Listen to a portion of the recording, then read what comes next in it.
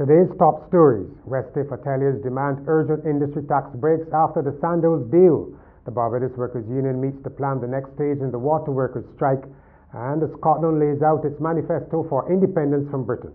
Welcome to Nation News for Tuesday, November the 26th, 2013. I'm Bertram Niles. You want your loved ones around to celebrate, especially those living far.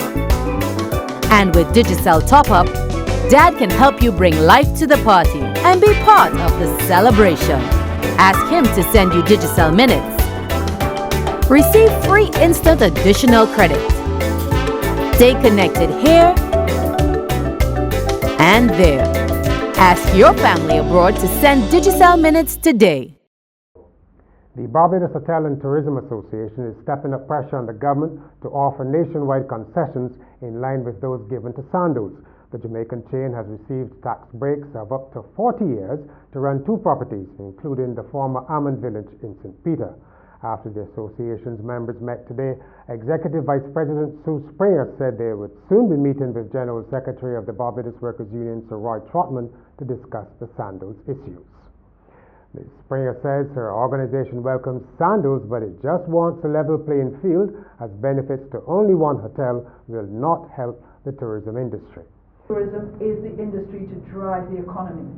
We cannot possibly make that a reality if we have not got a method of being competitive and being able to stand well within not only the global arena, but we have to compete in the global arena every day, but we do not need to now have to compete internally or locally as well, because that is not a menu for success.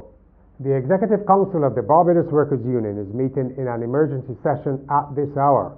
The main item on the agenda, the next step to be taken in the strike at the Barbados Water Authority, now into its fourth day. The union has accused the BWA of not meeting a number of demands, while the authority says it's not to blame. To follow the developments on the strike, log on to nationnews.com and get full details in tomorrow's Midweek Nation. Residents and businesses in St. Martin's and St. Philip are crying out over the road conditions in the area. Business owners are also feeling the effects on their operations. The road conditions here is very, very bad.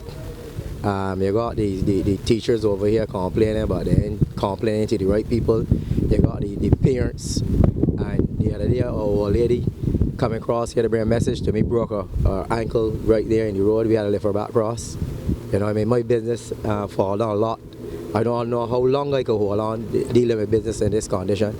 Linston Smith, store manager at Trimart St. Martin, says the road conditions have adversely affected their business. He says it has been a challenge to maintain sales and staff levels. With Christmas around the corner, they are hopeful that something will be done soon. Over in Jamaica, health authorities say the spread of HIV is being driven by married people having relationships with multiple partners. The brevet of the National Family Planning Board says they are using condoms selectively. According to recent surveys, men in Jamaica have an average of 6 partners a year, with women averaging just under 2. Internationally, Indonesians are fleeing their homes and seeking emergency shelter following the eruption of Mount Sinabung volcano. More than 11,000 people are estimated to be in shelters, and government's alert status remains at its highest. Officials have recommended limited activity within a 5-kilometer radius of the volcano. Scotland has been setting out the case for independence from Britain. However, in the proposal, the Scottish administration still wants to keep the Queen as head of state, continue to use the pound, and stay in the European Union. First Minister Alex Salmond says Scotland would also collect its own taxes and maintain a defence force. On September 18th next year, 5 million Scots will vote on whether to make the break with England, Northern Ireland, and Wales. In sport, road tennis is moving into the secondary schools, as we hear in this report. The National Sports Council hosted day 2 of the preliminary matches for their inter-schools road tennis competition in the car park of the National Sports Council. It was there that the schools Princess Margaret, Cobbermere, Queen's College, St. Leonard's Boys, Courage and Parry, and the Allen School battled each other for progression in the competition. The 3 highlight matches of the afternoon were Justin Hines of Allen School versus Rohan Harris of Princess Margaret, with Hines winning the match 22-20 in the first game and a whopping 21-1 in the second. 12-year-old Christopher Sandiford of Queen's College winning his match 22-20 and 21-15 against 14-year-old Shamar Boyce of St. Leonard's Boys. And William Douglas of Combermere, who, despite his size, moved with agility against Damon Prime of Coleridge and Parry, winning the match 21-12 in the first game and 21-18 in the second game. The preliminaries of the National Sports Council Inter-Schools Road Tennis Competition continue this Wednesday. This has been Shaka Mears reporting for nationnews.com. The entertainment package is next. At Courts, every day we bring affordability, convenience, innovation, and style to over 1 million customers in 11 countries. From homes to communities, we are proud to make a difference in the lives of many across the region. Courts, bringing value home.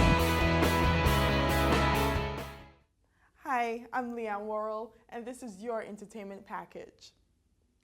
Honey Jam Barbados lit up the stage of the Frank Collymore Hall this weekend with performances by some of Barbados' best. And we're here at Honey Jam Barbados, checking out the best of local talent. Let's take a look.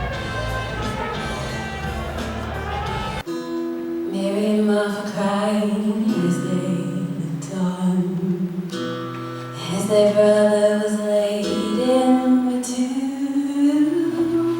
Life taken by disease, bringing them to their knees. I heard people talking about my fun and Valentine. Tell you the truth, they never know for smile. Even if you cannot stay, I think you are the one for me. When I was 14, I said I'd change the world. My friend looked at me and said, "You crazy girl." Well, crazy is what it takes. I'm a piece of gas today. You can never own the rights to me. I'm so in real estate. Like a little boy, baby, I can keep it going. Keep walking, boy, keep walking, boy. I'm not your substitute lover. Hi, I'm Leanne, and I'm here with Chantal, who just put down an amazing rendition that you really had to see, but I didn't say the song because you should have been here. Chantal, how did you get started in singing? Well, I actually started singing from the time I was about 8 or 9, and then it stopped for a while. Like when it started back when I went into secondary school, and from there it just went. We're here with yet another one of the Honey Jam ladies. This time it's Aisha Brown. So, Aisha, tell us how you got started in singing. Well, I started singing when I was young, like in primary school, and I only started getting serious about my singing in secondary school. Then my mom told me about the show, so I decided to join and get my talent in singing. We're here with the queen bee of Honey Jam, Miss Ebony Rowe.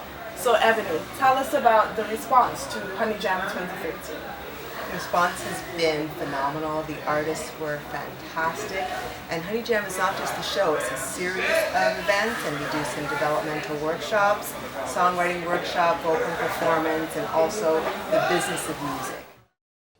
You can watch the full interview with Ebony on nationnews.com. And now commentary, a weekly feature on Nation News.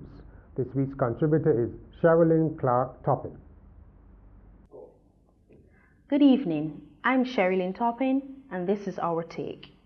On Saturday, Barbados will mark 47 years of independence. One question which needs to be asked at this time is, what mirror image do we have of ourselves? Nothing embodies who we are as Barbadians more than our motto, pride and industry. We have access to the latest technology, but seem to be losing the traditional values for which we were known, like friendliness, honesty, and being hardworking. Sadly, our reputation is being tarnished. Barbados has become a nation of consumers, not innovators. We are contented to wait and ask what government can do for us rather than trying to help ourselves. Even as the economy weakens, our social fabric is tearing at the seams.